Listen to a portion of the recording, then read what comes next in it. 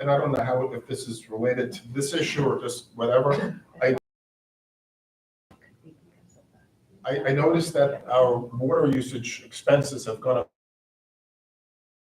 If that's being divvied up. You mean the reclaimed water with the city? Yeah. Completely different, I think, isn't it? Yeah. It is. That's how it is typically Yeah. during the dry season, Right. so your rates are higher during the dry No, season. but it's compared to last, is, That's how it normally is, and then it'll drop when the Okay. rainy season comes in, because your consumption will be less. okay, Melissa. Yeah, I'll start turning pumps off for a Double check, while. But I asked the same question. okay, good, She's okay. looking into it.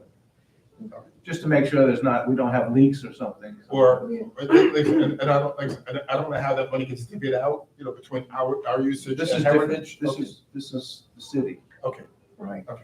Because the concern I have is, those of us who use the golf course, I think they've been grossly overwatering. I brought that up And that really a scares meeting or me. two ago. Yeah, And we don't know, but something has also changed. I think they were heavy watering because they did a lot of refertilization. If Sure. you notice, grass was actually starting to grow yeah. in some when the places. warmer weather came. But then I've noticed subsequently, it's gotten very dry. Yes. That they haven't been watering. So I appreciate the ball rolling further, but it has gotten very dry. Yeah, because what I guess what I'm Thank you, getting at, Cindy. Ken, is it worries. Cindy picked up on that. What worries me is, do they even know that there's an agreement? Do Yeah. they know about the agreement? I Or do think you need to Jay give Jay them- does, but I I need don't to think Isn't they it- know about it's the a- reporting though. No, okay, well, because my concern is if we don't get on it soon, Yeah. we're gonna be dry for another 3 months, and everybody's lawn is going, we'd like to be able to go to a second block at some I point. think we just agreed to it. Yeah, okay, and fair enough. just on a side note, as we're talking water, I had mentioned this before. I have I heard about 3 years ago, we could not pump water because the pond was so low, was pulling up sludge, so we couldn't pump. Right. If we have LMP now using up all of the water and it does not get replenished with rain, we're gonna be in a drier season sooner, and the residents are then gonna have to use Venice city water to either water the grass or pay to have thousands of dollars worth of shrubs and trees replaced at our expense, because LMP is, all of that water is going to LMP is, water under the sod. I think we should have LMP truck water in or do something, that they should not be using up our water because it's dry. And if it stays dry, we're all in trouble, and now all of our water is gonna go to replace something that LMP damaged. And each homeowner is gonna be on the hook for hundreds of dollars of water or thousands of dollars of trees and bushes. And that's not fair to anybody here. So I think LMP should come up with a plan of what they're gonna do to irrigate the sod that they planted. I'll talk with LMP about it. And I mentioned it before, but I said it's the ponds the ponds are low, and we just can't take that chance. I agree. Good point. Those are the only items I have, but I'm glad to answer any questions.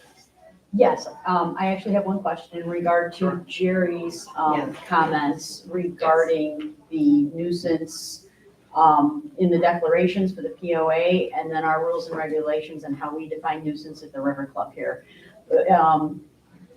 Based on Jerry's conversation, it sounds like the POA declarations supersede.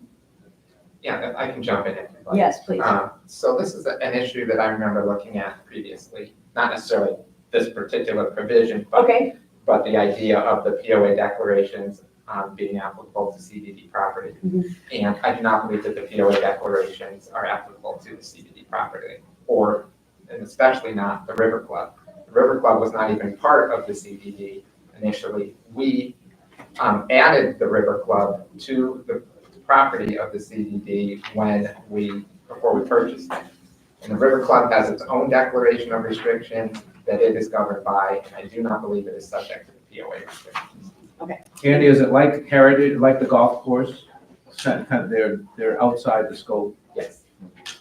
I have a question. I was gonna bring that up under the tech wave update for you.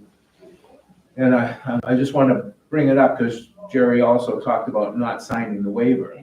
Right. And you and I have had an email correspondence on that, because a couple of people brought the subject up. But as you've explained to me, and maybe you can make it more clear to everybody, signing the waiver does not preclude anybody from suing anybody.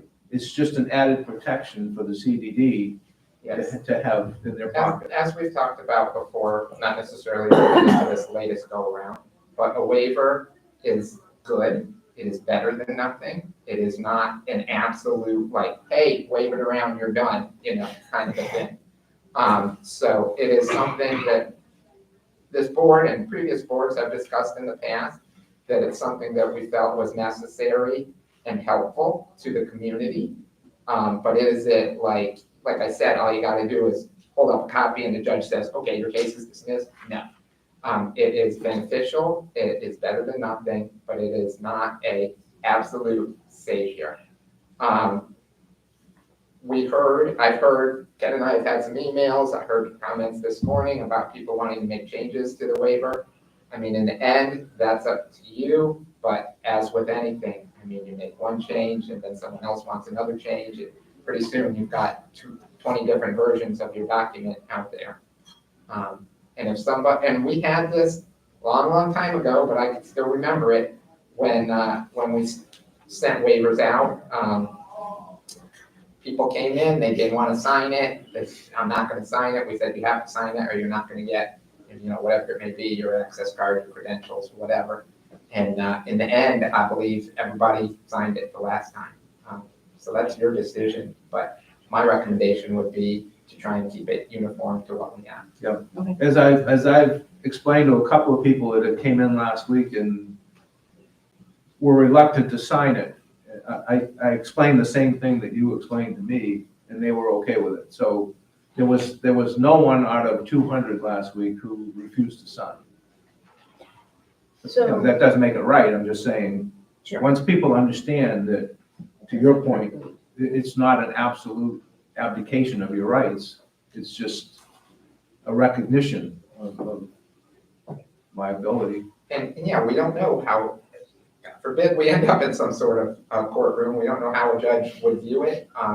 Judge may say, you sign this waiver, you're done.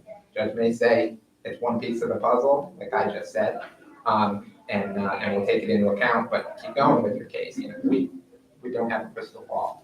So, But I would never It's tell sort of you like an that, NDA to me. Right. It's protection, but it's not absolute. I would never tell you If it's clearly absolute, even though. we were liable, we caused an injury, Right. I think there's potential for a lawsuit.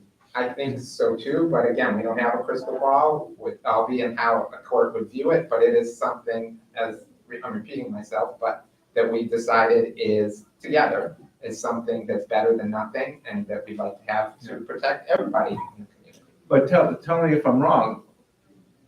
What we're telling the volunteers that are doing this is if somebody refuses to sign the waiver, we're not giving them new amenities access cards. We're activating their RFID tag, but not giving them. Again, that's your decision, but I think you need some uniformity, so. So do all the owners on the property have to sign the liability waiver and the tenants, or is it just one person that needs to sign it in the household? Well, it's, I don't have it in front of me. The way it's written, it's one. One person, I believe, okay. because I believe we have some language in there that says, I'm signing this on behalf of my family. Yeah. Anybody, And whatever guests. visit. yeah. Gotcha, okay, Fam- all right, because that question came up. Family, household members and Okay. guests. Got it, Yes. thank you. So then if somebody, to Jerry's point, if somebody wanted to put a note on there, regarding a carve out, except for intentional acts or gross negligence, I mean, We're not. It says except for on Sundays,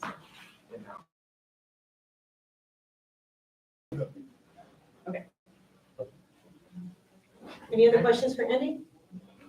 Thank you. Ann. Of course. Rick has joined us via Teams. Rick, good morning.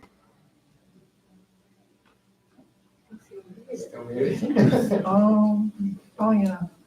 Okay. Rick, good morning.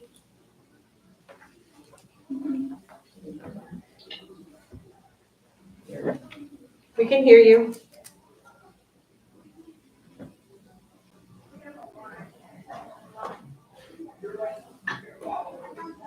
Hey Rick, are you there? Rick, can you hear us? Yes, I can. Can you hear me? We can, good morning. Okay, good morning. Yeah, anyway, Lake 7 Bank repairs are underway. I was planning to go down there today to check on the progress, but there was a couple accidents here and then my PT ran a little bit late. So I'll try to get down there sometime this week to look at that. I know I've been coordinating with Keith and there was some resident complaints about their access and all that. I believe they were the residents kind of, they tell me that they're on the bank, they're not in the yards, but I just wanted to come down to verify. Any questions on the Lake 7 Bank repairs? Any questions? Questions? Okay, the sidewalk repairs were completed. They ended up that extra items that we asked them to do that we found out there, I believe